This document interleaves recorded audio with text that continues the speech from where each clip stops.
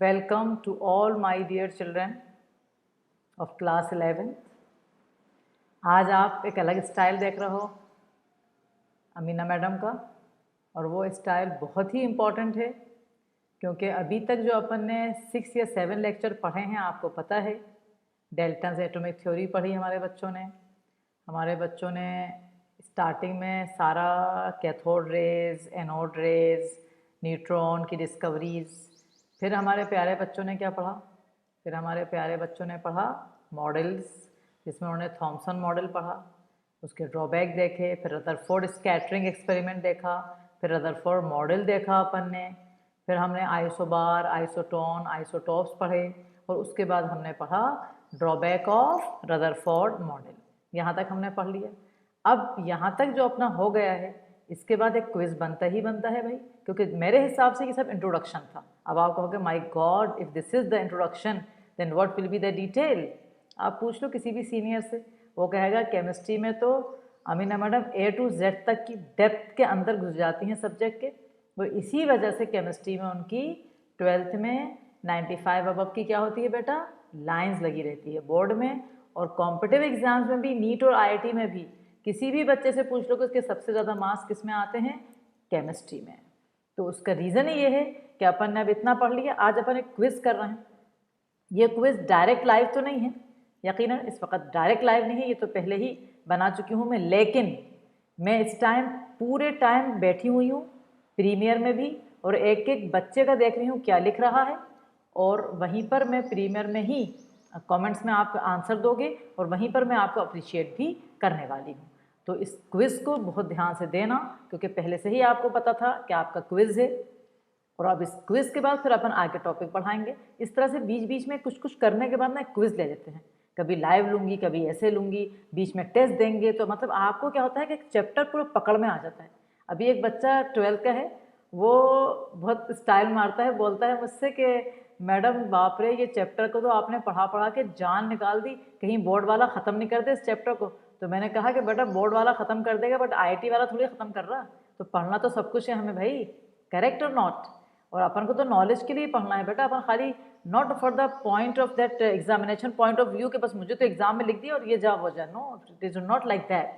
तो चलो इंट्रोडक्शन बढ़िया हो गया है, और अब आपको समझ में आ गया, आपका ये वीक रजिस्ट्रेशन का स्टार्ट हो गया है, होने वाला है। जैसे थोड़ा बहुत जो बच्चे अभी देर में आए थे उनको कुछ पता नहीं है, बट सब कुछ हम आपको डिटेल बताते जा रहे हैं, और आप बहुत जल्द रजिस्ट्रेशन अपना जल्दी से जल्दी करवाओ, ताकि आपकी सीट प्रिजर्व हो जाए DSE क्लासेस में।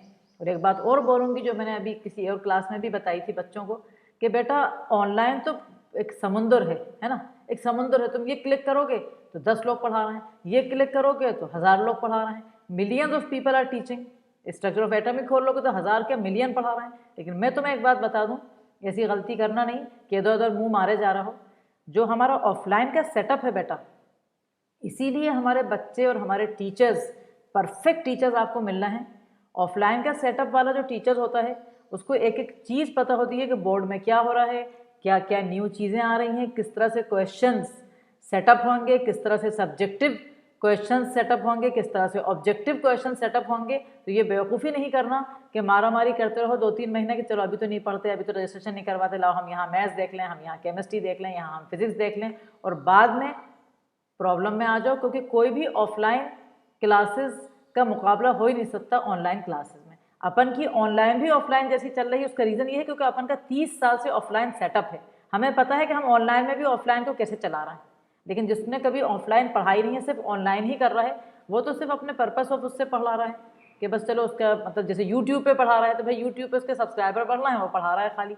लेकिन अपन यहाँ पढ़ा रहे हैं for the point of child, कि भाई मेरा बच्चा है, ये रजिस्टर्ड बच्चा है मेरा, मैं इसको क्या क्या दूंगी ताकि इसके सिलेक्शन हो और उसके मार्क्स आएँ। तो be very careful, aware with this. बहुत से बेवकूफ़ियाँ कर रहे हैं अभी, बट बाद में वो बहुत परेशान हो जाएंगे वो बच्चे, पक्का बोल रही हूँ मैं, वो मतलब they will be in trouble. और ऐसा तो है नहीं कि पूरे साल 12 महीने या 2 साल तक मतलब लॉकडाउन ही चलेगा। लॉकडाउन तो वैसे भी खुल गया है, स्कूल की थोड़ी प्रॉब्लम चल रही है, चलो 2-3 महीने 4 महीने ऑफलाइन तो कभी होएगा बेटा कि नहीं होएगा। तो इसलिए ध्यान रखो इस बात का, और किसी भी र्यूमर में और बेवकूफ़ी में फंस नहीं जाएगा मेरा प्यारा बच्चा। चलिए अब हम आपको क्या हेडिंग दिखा रहे हैं? Atomic structure 11। अब कोई समझेगा एटॉमिक स्ट्रक्चर पूरा खत्म हो गया, ऐसा बिल्कुल भी नहीं हुआ है। अभी तो हमारा क्विज जितना बोला मैंने उतने पे चल रहा है। इस क्विज के बाद नया टॉपिक शुरू होएगा, वो जो development leading to Bohr's model of an atom. चलिए अब क्विज में मैं आपको टाइम दूंगी, आप इसको सोचेंगे और कमेंट में फटाफट लिखेंगे आंसर, ताकि आपकी तारीफ हो जाए। तारीफ करने में बच्चे को भी मज़ा आता है और हमें भी बहुत मज़ा आता है। चलिए क्वेश्चन नंबर 1 या क्वेश्चन नंबर 1, ये मेरा हाइलाइटर स्टार्ट हो चुका है जो कि आपको दिखाएगा बड़ा बड़ा। What is wrong about anode rays? Yes, there e by M ratio is कौन सा? मैं नाम ले लूंगी किसी बच्चे का तो फटाफट रिस्पॉन्स देना, सो नहीं जाना। B, they are deflected by electric and magnetic field. मतलब क्या चीज गलत है इन चारों में से? They are produce by ionisation of molecules of the residual gas. There e by M ratio depends on nature of the gas. चलिए क्वेश्चन नंबर 1 का कह रहा है क्या चीज इसमें गलत है? Which option is wrong? E by M ratio constant है एनोड रेस का, क्या वो डिफ्लेक्ट होती है इलेक्ट्रिक और मैग्नेटिक फील्ड से? क्या ये गलत है? क्या वो आयोनाइजेशन से प्रोड्यूस होती हैं? ये गलत है। या ई बाई एम रेशियो उनका डिपेंड करता है नेचर ऑफ द गैस में, रेजिडुअल गैस जो बची हुई गैस है। तो क्या इसमें गलत है? जल्दी जल्दी, यस मोहम्मद, रमीज़, या चिल्ड्रन, यस जैनब जौहर। मैं अभी कुछ बच्चे सोचेंगे हमारा नाम मैडम नहीं ले रही, क्योंकि ये वो बच्चों का नाम ले रही है जो हमेशा रेगुलर रहते हैं, क्योंकि ये तो मैं प्रीमियर में बना रही हूँ ना, लाइव में नहीं बना रही है। पता चला मैंने किसी का नाम लिया, वो बच्चा है नहीं, तुम हंसने लगोगे बैठ के, हाँ मैडम ने तो गलत बोला। अब लेकिन मैं कमेंट्स में सब देख रही हूँ, तो मुझे लग रहा है कि बहुत बहुत अच्छा आपको समझ में आया है जब ही आपने आंसर सही दिया। E by M ratio constant नहीं होता। Very very good my dear. जिन जिन बच्चों ने ए दिया है, they have to clap for their self because they are correct. और बात और बता दी जाए, ज़्यादातर ऑब्जेक्टिव पे बहुत तैयारी करवाई जाएगी, क्योंकि इस साल से बोर्ड ने कह दिया कि 30% पेपर ऑब्जेक्टिव होगा। ये स्टार्टिंग में बोला था लॉकडाउन से पहले, मुझे लगता है कि लॉकडाउन के बाद हो सकता है 40% हो जाए, क्योंकि ऑब्जेक्टिव जब भी बच्चे को इतना मतलब परेशान नहीं करता जितना सब्जेक्टिव। बट ऑब्जेक्टिव में या यस या नो होता है, बाकी सब्जेक्ट में कुछ भी लिखेंगे तो अपन कहते हैं चलो आधा नंबर तो दे ही दो। यहाँ ऐसा नहीं होता बेटा। तो बहुत प्रैक्टिस होगी आपकी ऑब्जेक्टिव की, जो कि आपके IIT और नीट में भी काम आएगी 101%, और बोर्ड में भी आ रही है। समझ गए सब लोग? क्या मतलब E by M ratio constant? E by M ratio constant होता है कैथोड रेस का, समझे? ई बाई एम कैसे होगा एनोड रेस का कॉन्स्टेंट? एनोड रेस में तो डिपेंड करती है वो गैस के ऊपर। अगर सोडियम गैस है तो ई बाई एम रेशियो अलग होएगा, पोटेशियम है तो अलग होएगा, हाइड्रोजन है तो अलग होएगा। तो there e by M ratio is constant? No, it is different. So I hope that all of you got the question. Don't write anything, only write the option. अपनी एक कॉपी में सिर्फ ऑप्शन लिखो। इसकी PDF में तुम्हें डाल दूंगी। इस क्विज के बाद PDF आपके ग्रुप में, क्लास 11 का जो ग्रुप है उसमें PDF डल जाएगी। घबराने की कोई बात नहीं, दिख रही है PDF यहाँ लिखी हुई है PDF, ये पूरी की पूरी डल जाएगी ग्रुप पे, तुम्हारे पास प्रिजर्व हो जाएगी। जब उसके बाद लिखना चाहो तो लिखना तुम्हारी मर्जी, वरना तुम्हारे पास होएगी PDF, तुम सिर्फ ऑप्शन लिख लो बस। चलो आगे बढ़ जाएं और जल्दी से दिमाग चलाओ, फटाफट आंसर देना है हमें। चलो क्वेश्चन नंबर 2, या लेट अस स्टार्ट। या question number 2, when atoms of the gold sheet are bombarded by a beam of alpha particles, only few alpha particles get deflected, while most of them go straight undeflected. This is because scattering experiment जब हुआ था सारी alpha particle सीधी चली गई थी, कुछ के अलावा। Reason A, the force of attraction on alpha particle by the oppositely charged electron is not sufficient. B, the nucleus occupy much smaller volume as compared to the total volume of the atom. C, the force of repulsion on fast moving alpha particle is very small. D, the neutrons in the nucleus do not have any effect on alpha particle. जल्दी जल्दी जल्दी करो, तो बहुत ही आसान है। Hurry up children, hurry up. Which option? साफ दिख रहा है मुझे ऑप्शन यहाँ पर। स्कैटरिंग एक्सपेरिमेंट्स में सारी अल्फा पार्टिकल क्यों चली गई थी, बहुत ही कम क्यों डिफ्लेक्ट हुई थी? डिफ्लेक्ट कौन सी अल्फा पार्टिकल होती है? Yes, very good answer. Yes Bhumika, yes yes yes, correct, very good. Vishwajit, are you present? If you are present please write down the correct answer. Yes, Vishwajit. So many of you done correct and very good response, my dear. ये बिल्कुल सही answer है, इसका B option है। क्यों है इसका B option? क्योंकि न्यूक्लियस बहुत कम जगह में स्मॉलर वॉल्यूम लेती है, जब भी जाके जो डायरेक्ट अल्फा रेस टकराती है न्यूक्लियस से वही डिफ्लेक्ट होती हैं, और जो नहीं टकराती वो सीधी की सीधी निकल जाती हैं। So very good my dear children, the one who have like all the one who have written here A and B, दोनों ऑप्शन सही हैं, वो अपने लिए क्लैप कर लें and they are doing very good. The question number 3, let's start question number 3। Which of the following gave the idea of a nucleus of the atom? हमें कैसे पता चला कि एटम के अंदर न्यूक्लियस है? पहला ऑयल ड्रॉप एक्सपेरिमेंट, दूसरा डिवीजन एंड जर्मर एक्सपेरिमेंट, तीसरा अल्फा रे स्कैटरिंग एक्सपेरिमेंट, चौथा Aston mass spectrogram experiment. Hurry up, yes yes yes, hurry up my dear. Yes Fatima, yes Fariha, yes children, all of you please start taking part in the class, so you will enjoy the class and you will be feeling very very good. Yes Ibad. So again a very very good answer, correct answer, many of you have done it correct. It is C option. Very good my dear children, very good, because alpha ray scattering experiment से ही पता चला था, जब जाके रे deflect हुई थी वापस, ये गई और ये डिफ्लेक्ट हुई, उस टाइम पता चला था कि हाँ भाई कोई ऐसी चीज़ है जो बीच में पड़ी हुई है या न्यूक्लियस है, जिसकी वजह से अल्फा रेज भी पॉजिटिव है तो वो क्या हो रही है? डिफ्लेक्ट। मज़ा आ गया, वेरी गुड। चलो नेक्स्ट आ जाओ, लाओ अपन पेन बदलें। ये जो हाईलाइटर येलो येलो कर रहा हूँ, लाओ एक और दूसरा हाईलाइटर यूज़ करते हैं तो मैं अच्छा लगेगा। Let us use another highlighter, कोई और सा कलर लें हाईलाइटर का। Which colour you want my dear? Let us take light blue, let us take light blue highlighter. So देखते हैं, अगर अच्छा लगे तो ठीक है। कैथोड रेज दिख रहा है, very good, have same charge to mass ratio as, एक ऑप्शन जरा सा गलत दिख रहा है, उसको ठीक कर दूं। ये आर नहीं है बेटा, ये बीटा है, बीटा, बीटा रेज लिखा है वो, उसको ठीक कर लो तुम भी, क्योंकि तुम ऑप्शन लिख रहे हो तो वहां पर ठीक कर लो कि बी ऑप्शन में आर रेज कुछ नहीं होती, बीटा रेज लिखा है। चलो, cathode rays have small charge to mass ratio as alpha particle, as anode rays, as beta rays, as protons। Cathode rays का E by M रेशियो किसके जैसा है? What is charge to mass, यानी E by M ratio cathode rays का किन जैसा है? क्या अल्फा पार्टिकल जैसा है, क्या एनोड रेज जैसा है? बिल्कुल सही आंसर आना शुरू हो गए, क्योंकि कैथोड रेज जो है वो बीटा रेज ही होती हैं। कैथोड रेज जो है वो बीटा रेज होती हैं, दोनों इलेक्ट्रॉन्स होते हैं, बीटा रेज भी इलेक्ट्रॉन्स होती हैं और कैथोड रेज भी इलेक्ट्रॉन्स होती हैं। ये क्या लिखा है? अगर दिख नहीं रहा है तो ये बीटा रेज लिखा है। Very good response, I am very happy, क्योंकि मैंने बनाया था, देख रही थी मैं रिस्पॉन्स कैसे आएगा। जब 12th में ये वाला बना था तो 12th में बहुत ही बढ़िया रिस्पॉन्स आया था और बच्चों को बहुत ही मज़ा आया था क्विज में, और इसमें से कुछ क्विज लाइव भी लूँगी मैं, अभी आगे सब कुछ आपको करने को मिलने वाला है, बढ़िया बढ़िया। चलिए, एक में जब ऐसा आ जाता है ना तो ये सॉफ्टवेयर कहता है कि बंद करके खोल ले। 1 सेकंड बंद कर रही हूँ, एक आधे सेकंड के लिए, अब खोलूँगी तो सॉफ्टवेयर खुद ही अच्छा हो जाएगा। ये सॉफ्टवेयर की प्रॉब्लम चलती रहती हैं। चलिए आगे आ जाइए, question number 5। Yes, question number 5, which colour ink we have to use now? Which colour ink you want?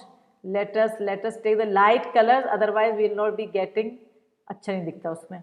Okay, let us take the highlighter with the light color, that is yellow, light yellow। चलो, which of the following statements are correct? इनमें से कौन सी सही statement है? A, isotopes have same number of nucleons, isobar have same number of protons, isotons have same number of neutrons, isobar are atoms of different element with same isotopic number। चलो, पांचवें का मैंने again I am giving you 1 minute for this one, यानी इसमें से कह रहा है कौन सा सही है। Isotopes have same number of nucleons, क्या आइसोटॉप्स में न्यूट्रॉन सेम होते हैं? मुझे तो ऐसा शायद सुना नहीं था, क्योंकि प्रोटियम, ड्यूटीरियम, ट्रीटियम आइसोटॉप्स हैं, वो डिफर ही करते हैं न्यूट्रॉन्स में या न्यूक्लियॉन्स, क्योंकि न्यूक्लियॉन्स क्या होता है? Number of proton and neutron. तो आइसोटॉप का सेम तो नहीं होता, प्रोटॉन सेम होते हैं बट न्यूट्रॉन नहीं होते। तो कौन सा ऑप्शन आ रहा है? क्या ए तो गलत हो गया। अब बताओ जरा बी सी डी में, वो अमिताभ वाला जो चलता था ना, करोड़पति वाला, ये वाला हटा दो, ए हटा दिया, चलो बी और देख लो, फिर देखते हैं। आइसोबार है सेम नंबर ऑफ प्रोटॉन, बिल्कुल नहीं, डिफरेंट एटम्स के होते हैं तो प्रोटॉन अलग होंगे। चलो सी और डी में से पता चलेगा, फटाफट करेक्ट आंसर, वेरी गुड। क्या आंसर दिखा? बिल्कुल सही जवाब, सी ऑप्शन करेक्ट। कौन सा ऑप्शन? C option. आइसोटोन्स जो होते हैं उनके सेम नंबर ऑफ न्यूट्रॉन्स होते हैं, वेरी गुड। चलिए नेक्स्ट आ जाइए, इनको छुपाएंगे बाकियों को। चलिए अगेन मैं अलग अलग पेन, आप कहोगे मैडम ये अलग अलग पेन से क्या खेल रही हैं आप? खेल नहीं रही बेटा, अलग अलग पेन से करने में ना आपको इंटरेस्ट आ रहा है, इसलिए मैं कर रही हूँ। अब आ जाइए, अपन ले रहे हैं, चलिए अब अपन पढ़ेंगे नेक्स्ट वाला। Rutherford experiment establish that A inside the atom there are positive immersed in C, positive mass होएगा, positive mass immersed in sea of electrons. B nucleus contain proton, neutron and mesons. Most of the space in an atom is empty. D है आपका all A, B and C are correct, सारे के सारे correct कह रहा है वो।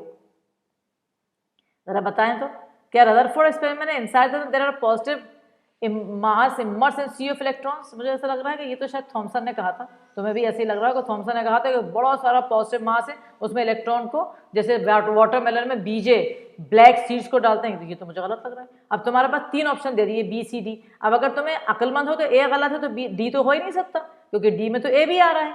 तो जरा सा कर तो लो अमिताभ वाला शो, बी और सी में से ये हटाया ये हटाया। चलिए लॉक करिए बी और सी में से फटाफट, which one you want to lock, hurry up. Yes yes, क्या है? Nucleus contain proton, neutron, meson. ये क्या एस्टेब्लिश करता? जी नहीं, प्रोटॉन न्यूट्रॉन बताया था उसने, मीजोन तो उसको खबर भी नहीं थी। तुमने पढ़ा है मीजोन? अभी तो मीजोन तो नहीं बताए थे। तो कौन सा ऑप्शन आया जो बच्चों ने लिखा है? वेरी करेक्ट, जिन बच्चों ने सी लिखा है, very good, clap for yourself again my dear, it is a correct option. Which one? C, most of the space in an atom is empty. ये उससे पता चला था, रदरफोर्ड एक्सपेरिमेंट से हमें स्कैटरिंग से ये पता चला था। Very good answer, very good approach. Next question copy का है, मतलब कॉपी में जो पढ़ा रहे हैं उसी का है, तो मुझे नहीं लगता कि मेरे बच्चे उसमें परेशान होने वाले हैं। तो नेक्स्ट ऑप्शन अपना अपन करेंगे ये लाइट पिंक कलर से। चलिए, the average distance of electron from the nucleus in an atom is of the order of, electron का डिस्टेंस न्यूक्लियस से, ये न्यूक्लियस है ये इलेक्ट्रॉन है, इन दोनों का जो डिस्टेंस है क्या 1 सेंटीमीटर क्या 1 सेंटीमीटर है आपका डिस्टेंस? क्या आपका डिस्टेंस 10 टू पावर -13 है? क्या 10 टू पावर -8 है? क्या 1 mm है? ये तो वही बच्चा बताएगा जिसने सही में मेरे सारी क्लासेस सुनी नहीं है, खाली पढ़ के रट के रख भी ली हैं। देखूं जरा मैं। Yes Mohammad, can you give the answer of this question? Yes Zainab, any one of you, any other child, can you give the answer? Hurry up, write your options, write your in Premier, whatever if it is wrong, it is not a matter at all. Some of you written very correct and it is correct answer because it is option number C. अपन ने पढ़ा था कि, याद करो, अपन ने पढ़ा था atom का, ये लिखवाया था मैंने मीटर में, 10 टू पावर -15 मीटर लिखवाया था और 10 टू पावर -10 मीटर लिखवाया था। याद आया तुम्हें? याद आया? तो ये साइज ऑफ द न्यूक्लियस था 10 टू पावर -15 मीटर और साइज ऑफ द एटम था 10 टू पावर -10 मीटर, जो कि सेंटीमीटर में कितना आ जाएगा? 10 टू पावर -8। तो ये जो लाइन लिखी है ये तुम्हें कंफ्यूज कर रहा है। एवरेज डिस्टेंस इलेक्ट्रॉन का न्यूक्लियस से यानी एटम का साइज मांग रहा है, जो कि इस लाइन में इस हिसाब से लिख दिया। तो which option? 10 to power -8 centimetre is correct option. Very very good. Next आ जाइए, क्वेश्चन नंबर 8 पे आ जाते हैं अपन। Which property, which pen, which highlighter you want this time? Yellow. Which property of the element is whole number? कौन सी property atom की whole number है? Atomic mass, ये भी अच्छा क्वेश्चन है। Mass number, atomic size, ionization potential, ये अच्छा question है। इसमें मैं तुम्हें फिर टाइम दे रही हूँ। क्या ए है, क्या बी है, क्या सी है, क्या डी है, क्या कुछ नहीं है? कुछ तो है भाई, कुछ तो है। चलो बेटा जरा जल्दी तो निकालो आंसर। एटॉमिक मास में तुम्हें हिंट दे रही हूँ, फिर अपन दो उसके तरह अलग करते हैं, करोड़पति वाला। क्या एटॉमिक मास हो सकता है? यस और नो? नो ऑफ कोर्स, क्योंकि एटॉमिक मास तो वो होते हैं 1.008, 35.5, तो ये तो होल नंबर है ही नहीं। मास नंबर क्या होता है? मास नंबर क्या होता है? मास नंबर जरा बताना, जरा जल्दी से कमेंट्स में लिखोगे मास नंबर होता क्या है, जल्दी से शॉर्ट में लिख दो। What is mass number? Proton neutron या प्रोटॉन इलेक्ट्रॉन या इलेक्ट्रॉन मीजोन या क्या होता है mass number? Very good, mass number होता है P+N। P प्रोटॉन के नंबर और न्यूट्रॉन के नंबर क्या फ्रैक्शन में हो सकते हैं? बिल्कुल नहीं। तो बिल्कुल सही जवाब है जिन बच्चों ने बी दिया है, वेरी वेरी गुड रिस्पॉन्स। और इसका जो था सीधा खाली ऑप्शन अपनी कॉपी में लिखोगे, बाकी कुछ नहीं लिखोगे। Next question number 9, again a good question. Yes, an isotone, ठीक है, आइसोटोन है of germanium, an isotone of germanium, उसका एटॉमिक नंबर है 32 और मास नंबर है 76, इज आइसोटोन। इनमें कौन सा आइसोटोन है? पहली बात, बच्चे को अगर पता ही नहीं है कि रिवाइज ही करा नहीं है, बैठा है आराम से घर में बस मजे कर रहा है कि अभी तो रिजल्ट भी नहीं आया 10th का, अभी तो मजे करते रहते हैं। नहीं करो ये सब काम, क्योंकि परेशान तुम होने वाले हो, पक्का परेशान तुम होने वाले हो, मैं नहीं होने वाली। बी सिंसियर और बढ़िया जम के पढ़ते जाओ, देखना कैसा रिजल्ट आएगा। तो आइसोटोन जिन बच्चों को पढ़ा था कि same number of what? Neutrons, very correct. देखो इनमें से जरा निकालो इसमें जल्दी, चलो जल्दी करो, देखो मैं कौन सा ऑप्शन दे रहा है आप, मेरा बहुत जल्दी वेट कर रही हूँ तुम्हारे आंसर का। जल्दी पहले इसमें से निकाल लो, उसके बाद आंसर फटाफट कर लोगे। 76 में से 32 निकाल लो तो कितने हो गए ये। अब देखो किसमें आ रहा है ये वाला ऑप्शन, देखो जल्दी। B2 में आ रहा है, मुझे तो दिख रहा है 44, वेरी गुड। और 3 में आ रहा है, बिल्कुल नहीं दिख रहा। क्या 4 में आ रहा है? 4 में आ रहा है क्या? 7 में से 4 करो, 7 में से 4 कितने? 3, और 7 में से 3 4, 43, ये भी नहीं आ रहा है। तो कौन सा ऑप्शन लग रहा है तुम्हें? 1 और 2, 1 का करके देखो, ये भी नहीं आ रहा है। 5, 7 - 3, 45 पहले में न्यूट्रॉन्स हैं, इस वाले में कितने हैं? 44। 2 में कितने हैं? 2 में देखा 7 - 3 4, 7 - 3 4, 2 में तो 44 आ रहा है, पहले वाले में नहीं आ रहा है। इसमें देखो बेटा 7 - 4, ये भी नहीं आ रहा। 4 में देखो 7 - 4 3, अच्छा यहाँ पर 2 एक जैसे हो गए, उसमें गलती हो रही होगी। Okay okay, because there is no any option match ना। तो इसको अपन एक काम करते हैं, इसको अपन 33 कर देते हैं 4 वाले को। अब बताओ, अब आ रहा है ऑप्शन कोई सा? 7 - 3 4, 7 - 3 4, तो कौन कौन सा हो गया बेटा? 2 और 4, करेक्ट। तो it will be which option? C. इसको भी ठीक कर लो अपनी कॉपी में। 4 वाला 33 था नीचे और ऊपर 77। तो ये आसान क्वेश्चन था, बट उसके लिए आसान था बेटा जिस बच्चों को आइसोटोन पता है। जैसे अब मैंने तुम्हें क्या बोला था, एनसीईआरटी में आइसोटोन का जिक्र नहीं करा है उसने, तुम्हें पढ़ाते वक्त मुझे मेरा बच्चा जो मेरे साथ बिल्कुल पक्का देख रहा है उसे याद है। लेकिन देखो ऑब्जेक्टिव क्वेश्चन बनना है कि नहीं, तो खाली अपन को एनसीईआरटी बिल्कुल बस इतना लिखा है उससे नहीं पढ़ना, अपन को बहुत पढ़ना है। 11 12 या आपका प्री कॉलेज है, बहुत सी जगहों पे ये प्री कॉलेज होता है, पता है तुम्हें? 11 12 बहुत से जगहों पे, यूपी में इन सब जगहों में प्री कॉलेज कहते हैं इसे। चलो क्वेश्चन नंबर 10, क्वेश्चन नंबर 10 पे आ गए हम, क्वेश्चन नंबर 10 पे आ गए अब अपन। तो क्वेश्चन नंबर 10 के लिए मुझे लेना है और हल्का कलर, ये बढ़िया पर्पल वाला। चलो, the atoms in which x are equal, the atoms in which x are equal are called isotones. कितना अच्छा क्वेश्चन है। कह रहा है वो एटम जिनमें एक्स बराबर होते हैं उन्हें आइसोटोन्स कहते हैं। जिस बच्चे के पास ये देखा हुआ था तो वो ये कर दिया, अभी मैंने छुपाया था इसे।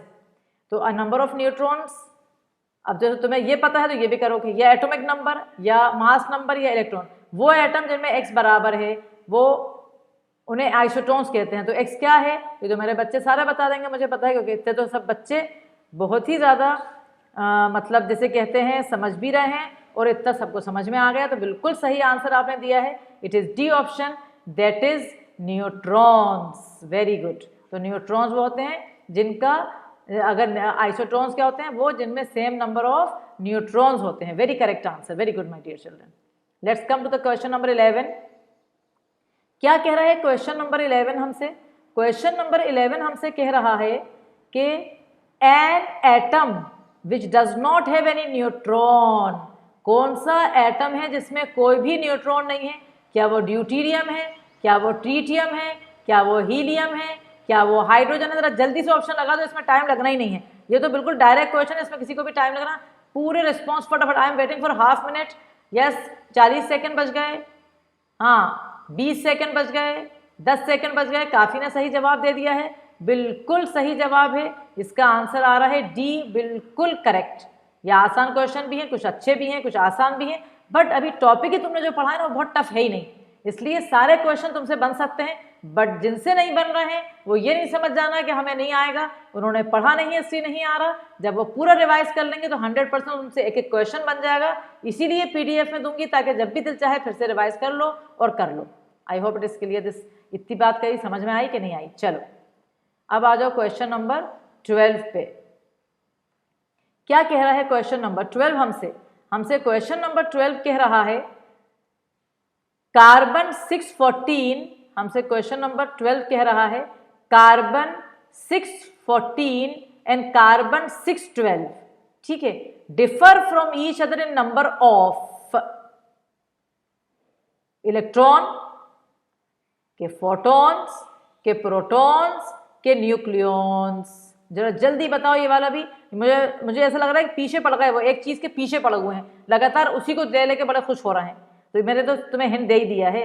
हाँ करेक्ट, डी, बिल्कुल सही आंसर बोल रहे हो तुम लोग, बिल्कुल डी ऑप्शन है बेटा, क्योंकि कार्बन नीचे भी 6 ऊपर भी 6, दोनों में प्रोटॉन सेम है, दोनों में इलेक्ट्रॉन सेम है, फोटोन तो बिल्कुल अलग ही बात है, हर कुछ दे दिया ऑप्शन। लेकिन 14 - 6 कितने आ गए इसमें? 8 न्यूट्रॉन्स, करेक्ट और नॉट? इसमें कितने आ गए? 6 न्यूट्रॉन्स। और न्यूक्लियॉन्स क्या होते हैं? नंबर ऑफ न्यूट्रॉन, तो काय में डिफर करना है? डी में। Very correct answer, very good.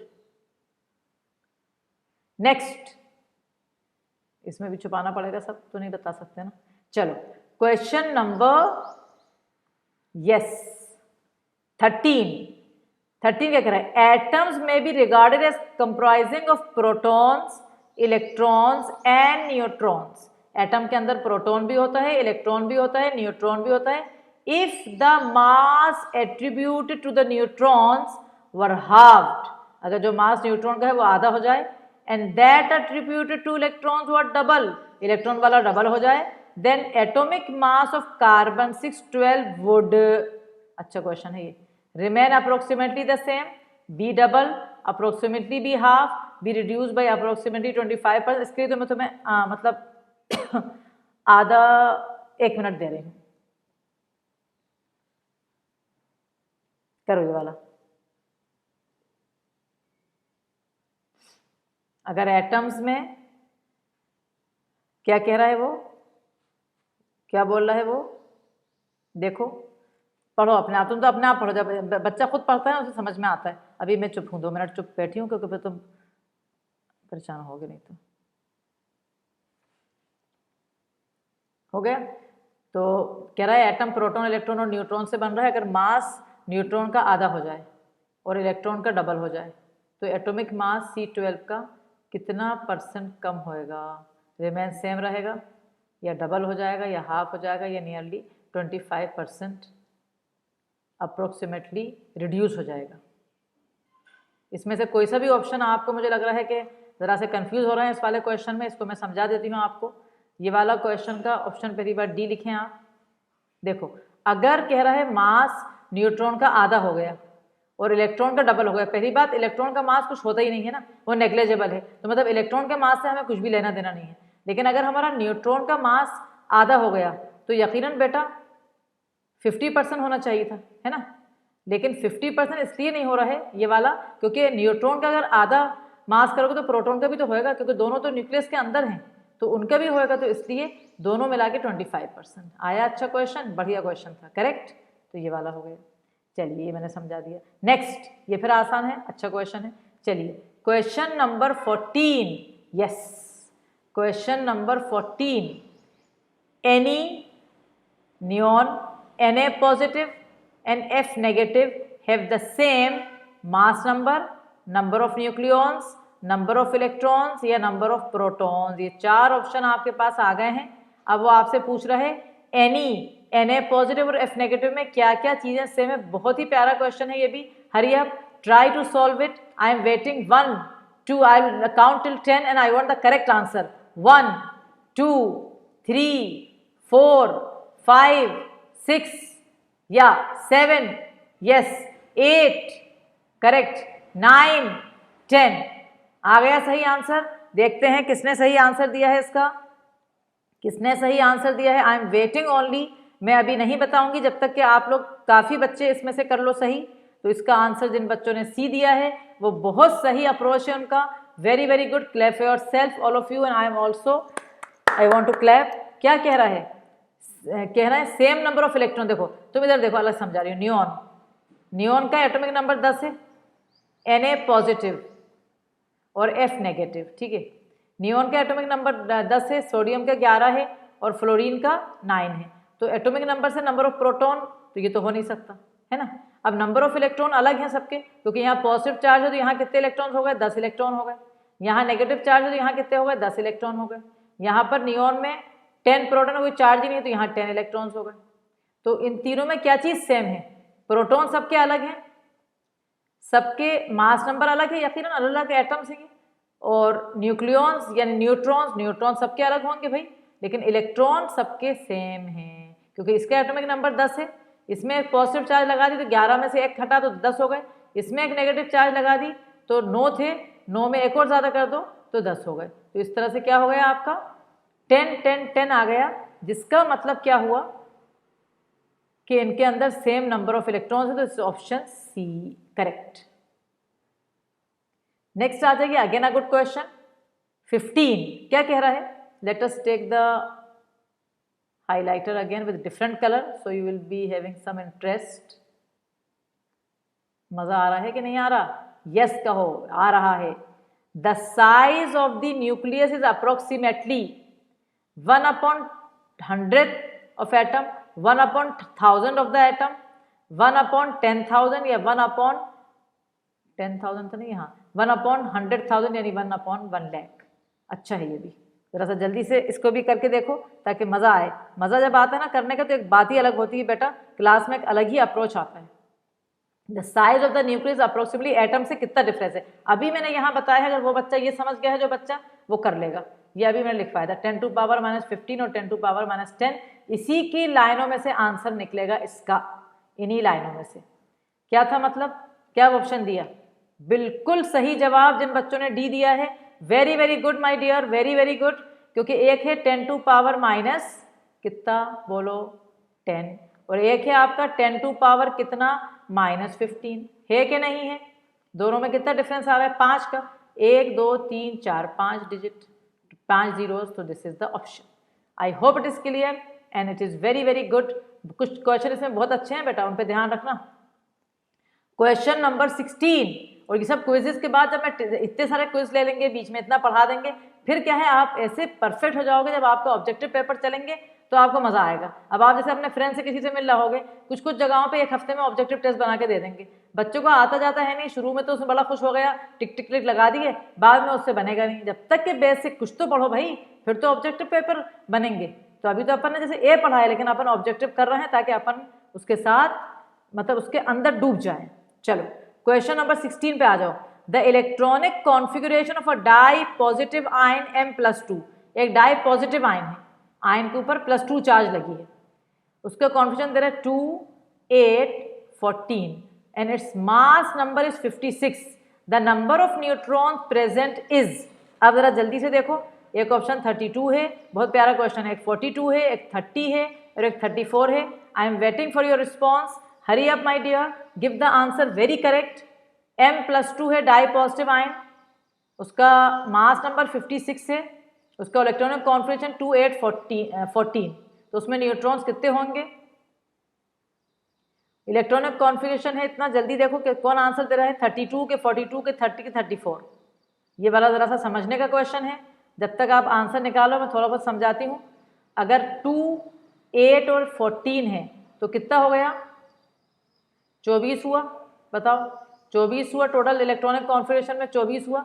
लेकिन m+2 है। m+2 मतलब 2 इलेक्ट्रॉन गायब कर दिए कि नहीं, बताओ? 2 इलेक्ट्रॉन तो गायब कर दिए ना उसके, तो उसका एटॉमिक नंबर असल 22 था, सही? उसका एटॉमिक नंबर 22 था, जो भी एक्स एलिमेंट था उसका 22 था, और मास नंबर उसका 56 दे रहा है।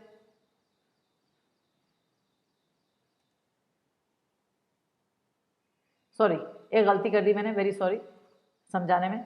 ये 14, 8 और 2 है ना, ये इलेक्ट्रॉनिक कॉन्फिगरेशन 24 दे रहा है, बट उसमें से +2 हटाए हैं, मतलब +2 तो मतलब ये कि इलेक्ट्रॉन 2 चले गए, लेकिन प्रोटॉन थोड़ी कहीं हटेंगे, 2 ऐड करना पड़ेंगे, कम नहीं करना पड़ेंगे, 2 ऐड करना पड़ेंगे, तो उसका एटॉमिक नंबर कितना था? 26। फिर से समझा रही हूँ अगर डाउट है किसी को। देखो उसका 14 और 8 × 10 एंड 14 24, ये तो समझ आ गया। 24 उसमें इलेक्ट्रॉन है, इलेक्ट्रॉनिक कॉन्फिगरेशन यानी इलेक्ट्रॉन का कॉन्फिगरेशन, उसमें 24 क्या है? इलेक्ट्रॉन, लेकिन प्रोटॉन +2, 2 इलेक्ट्रॉन चले गए, तो अगर 2 इलेक्ट्रॉन नहीं जाते तो इलेक्ट्रॉन भी 26 होते, तो प्रोटॉन तो कहीं नहीं गए, तो प्रोटॉन 26 रहेंगे। तो ये 26 और 56 है, 6 में से 6 गए 0, 5 में से 2 गए 30। है कॉन्सेप्चुअल, है दिमाग वाला, है बढ़िया क्वेश्चन। तो सी ऑप्शन, जिस भी बच्चे ने सी है मैं देख रही हूँ, कमेंट में मैं लिखती जाऊंगी, जैसे ही प्रीमियर चल रहा है आपको पता है ये, तो मैं कमेंट में आपके फटाफट लिखूंगी, और आप बहुत अच्छा कुछ बच्चे कर रहे हैं और सभी अच्छा करेंगे आगे जाके, जो पढ़ता जाएगा वो यकीनन अच्छा करता जाएगा। क्वेश्चन नंबर 17 आ गया अब हमारा। क्वेश्चन नंबर 17 को अपन जरा चलो अलग पेन जरा यूज़ कर लें, क्योंकि बहुत देर से आप यही पेन यूज़ कर रहे हैं, light pink, baby pink. Which of the following is wrong, इसमें से कौन सा गलत है? A, cathode rays have constant E/m ratio, cathode rays का E/m रेशियो कांस्टेंट होता है। E/m ratio of anode rays is not constant, constant नहीं होता। E/m ratio of proton is not constant.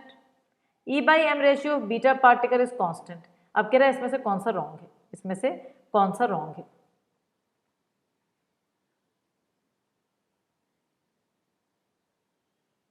E/m ratio, cathode rays have constant E/m ratio, तो सही बात है, हाँ बिल्कुल कांस्टेंट होता है।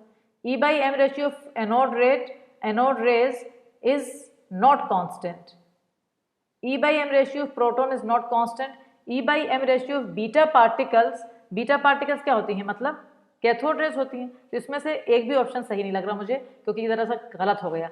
अगर इसको यूं लिखा जाता कि E/m ratio of anode rays is constant, अपने काम करते हैं इसको ऐसा बना देते हैं, इसको नॉट हटा देते हैं, ऐसा कर देते हैं, नॉट हटा दें, तो E/m ratio of anode raise constant अगर है, क्योंकि उसका बी ऑप्शन मैंने लिखा था लेकिन वो नॉट एक्स्ट्रा लिख गया, तो मैं समझा देती हूँ फिर से।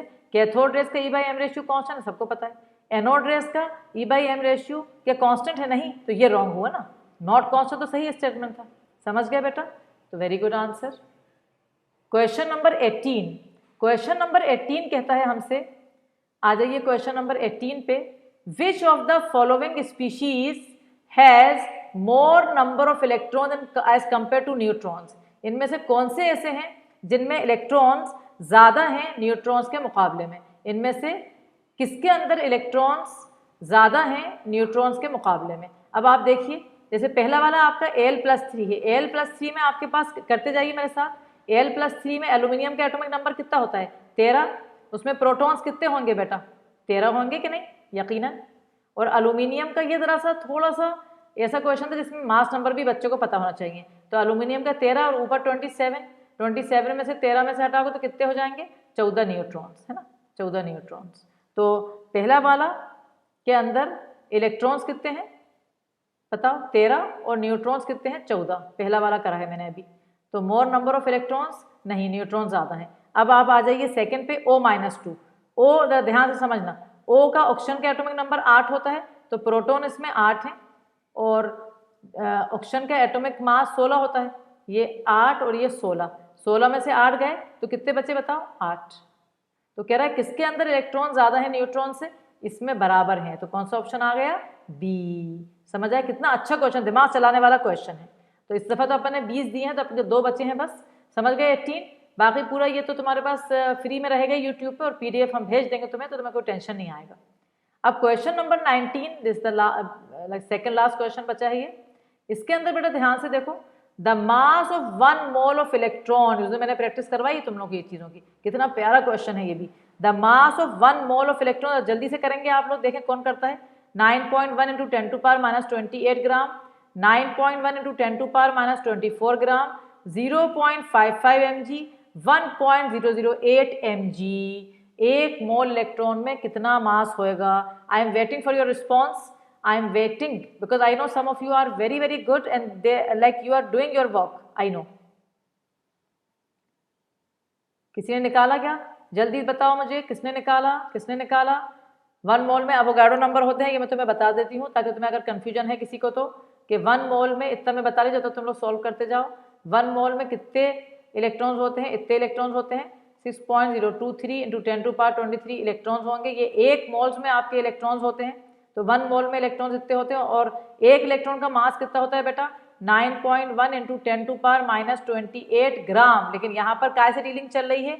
मिलीग्राम भी दिख रहा है आंसर में, तो हमें, क्योंकि ये तो आंसर हमारा हो नहीं सकता, ये तो एक इलेक्ट्रॉन का है ना, तो ये सब तो गलत है।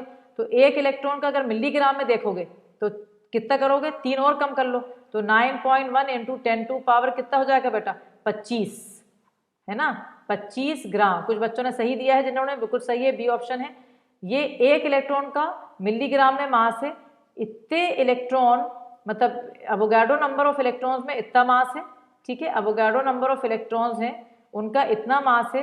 तो सॉरी, ये एक इलेक्ट्रॉन का मास है, सॉरी, एक इलेक्ट्रॉन का मास है। 1 इलेक्ट्रॉन, ये देखो 1 इलेक्ट्रॉन का मास कितना दे रहे हैं? 9.1 into 10 to power minus 25 mg। Okay, तो अवोगाड्रो नंबर में कितने इलेक्ट्रॉन्स होंगे बेटा? 6.023 इंटू 10 टू पावर 23 में कितना? तो x कितना हो जाएगा? ये 9.1 into 10 to power minus 25 into 6.023 into 10 to power 23 करोगे तो ऑप्शन 0.55 mg आएगा।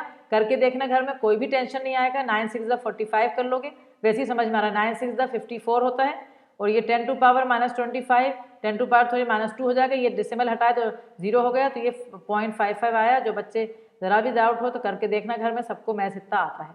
लास्ट क्वेश्चन आज की क्लास का, बहुत आसान है, डायरेक्ट ये वाला टफ था, और 19 तो 20 मैंने आसान दे दिया। कैथोड रेज आर क्या होती हैं? कैथोड रेज क्या इलेक्ट्रोमैग्नेटिक वेव्स होती हैं? क्या रेडिएशन होते हैं? क्या अल्फा पार्टिकल होती हैं? क्या इलेक्ट्रॉन होते हैं? ये तो हर बच्चा देगा। फटाफट response, fast response, very correct answer, all of you done very well. It is D option. Clap for your self, and I know that you liked it very much, so you please remember that these type of quizzes will be always, sometime it will be live, sometime it will be in the form of like a test paper, sometime it will be like this in the premier form, but it is only helpful for the one जो पढ़ रहे हैं, जो घर में revise कर रहे हैं, तो दे आर लकी कि हर टॉपिक पे उनको क्वेश्चंस मिल रहे हैं। सो बहुत अच्छा लगा होगा तो लाइक कर दो, सब्सक्राइब करो चैनल फौरन, और दूसरे बच्चों से, अपने स्कूल के जो बच्चे हैं सबको शेयर करो, सबको बताओ कि किस लेवल की पढ़ाई यहाँ चल रही है, दैट दे विल ज्वाइन और उससे फ़ायदा उठाएं, तो तुम्हें भी ऊपर वाला इसका बदला अच्छा देगा। नेक्स्ट क्लास से पहले जो भी अच्छा, एक बात ध्यान से सुनो, जो भी अपन बात करें ना, अपन व्हाट्सएप ग्रुप बना है, उस पर जो भी मैसेजेस देते हैं उनको बहुत फॉलो करा करो बेटा, ताकि सारे मैसेजेस अभी उसी में दिए जा रहे हैं ना। अभी ऐप में तो आपने रजिस्ट्रेशन पूरा कंप्लीट नहीं हुआ तो उसमें नहीं दिए जा रहा है। So all the best from doctor Amina, HOD chemistry DSC classes. Bye bye.